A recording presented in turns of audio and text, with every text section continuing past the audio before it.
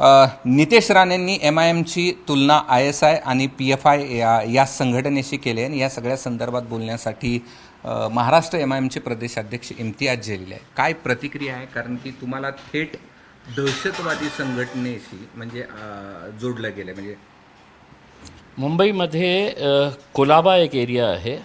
त्या कोलाबा एरियामध्ये director general of police बसतात आणि मुंबईच्या BKCमध्ये CBIचं हेड ऑफिस आहे. कृपा करून तिथे जा आणि आपली जे तक्रार आहे ते तक्रार तिथे जाऊन नोंदवा. फक्त मीडियाच्या समोर येऊन इलेक्शनच्या वेळी अशा प्रकारचं वक्तव्य करणे म्हणजे तुम्हाला रिअल इश्यूज जे आहे ते डायव्हर्ट करायचं आहे. आमच्या बाबतीत तुम्हाला जे काही तक्रार आहे, सरकार आपली आहे ना, इतके मोठे मोठे नेते आपल्या परिवारामध्ये आपल्या घरामध्ये आहे.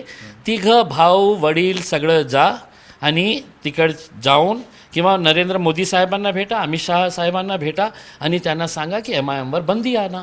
कारण त्यांना हे आत्ता रात्री कळलेलं आहे की आम्ही दहशतवादी संघटना आहे करके. आणि सर्वप्रथम त्यांना सांगा की आमचे जे MIM पक्षाचे जे खासदार आहे, ज्यांना उत्कृष्ट खासदार हे देणारे कोण आहे, हेच संसदमध्ये बसलेले आणि देशाचे पंतप्रधान ज्यांची सरकार आहे त्यांनी दिलेले आहे.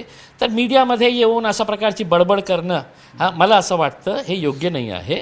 तुमच्याकडे सत्ता आहे, ज्या एजन्सीजला तुम्हाला पुरावे द्यायचे आहे ते पुरावे द्या आणि आता बोलणं थांबवा. बरं, नाही एक आणखीन एक प्रश्न की का अशा पद्धतीने वक्तव्य केले जातात? आता तुम्ही इलेक्शन म्हणलात म्हणून.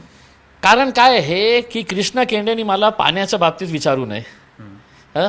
कोणीही पत्रकारांनी मला महागाईच्या बाबतीत विचारायचं नाही. इन्फ्रास्ट्रक्चर डेव्हलपमेंट का होत नाही याच्या बाबतीत विचारायचं नाही. आपल्याकडे जॉब्स मिळत नाही युवकांना याच्या बाबतीत विचारायचं नाही. मग विचारायचं काय? विचारायचं की हिरवा साप, पाकिस्तान, मंदिर मस्जिद, हिंदू मुसलमान, खान बान, हेच मुद्दे मागच्या 30-40 वर्षापासून ह्याच मुद्द्यावर हे लोकांनी निवडणूक लढलेली आहे. आणि त्यांना माहीत आहे जोपर्यंत त्यांनी आमचा सपोर्ट घेतला नाही, आमचं नाव घेतला नाही, ते निवडून येऊ शकत नाही. तर नाईलाजाने त्यांना आमचं नाव घ्यावंच लागतं निवडणूक जिंकण्यासाठी. तर हे सगळं याच्यासाठी. तुम्ही काय भूमिका घेणार आहात अशा वक्तव्याच्या विरोधात कायदेशीर? अरे आम्ही चिल्लरमध्ये घेतो साहेब, तुम्ही असं काय? आम्ही त्यांना काही जास्त महत्त्व देतो का उसमे? तुम्ही जास्त महत्त्व देत आहे की काही ते दररोज बडबड बडबड करतात आणि लोक आम्हाला प्रश्न विचारतात. आम्ही त्यांना 2% काही महत्त्व देत नाही आणि कशाला आम्ही त्याचं या बोलण्यावर लक्ष देणार आहे उसमे? मी तर स्पष्टपणे सांगितलं ना, तुम्ही मोठे आहे ना, तर मोठा आहे ना, इतका मोठा नेता तर आहे ना, ते त्यांचा परिवार खूप मोठा आहे ना.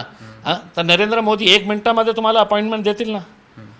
तुम्हाला एअरलाईनने जायचं असेल तर प्लेनचे तिकीट मी तुम्हाला तिघांना देतो. वडिलांना आणि 2 मुलांना मी प्लेनचं तिकीट तुम्हाला देतो. तुम्ही दिल्लीमध्ये जा, मोदी साहेबांना किंवा अमित शाह साहेबांची भेट घ्या आणि तिथे तुमची तक्रार करा. उसमे मीडियावर बोलून काय करणार आहे? काय ABP मला अरेस्ट करणार आहे का? नाही करणार आहे ना. उसमे जे करणार आहे त्यांचं पुढे जाणं बाबा. ठीक आहे, धन्यवाद. हे होते इम्तियाज जलील आणि राणेंच्या आरोपावरची त्यांची ही प्रतिक्रिया होती. कॅमेरामन धनंजय दारुंटेसह मी कृष्णा केंडे, ABP माझा, छत्रपती संभाजीनगर. ABP माझा, उघडा डोळे बघा नीट.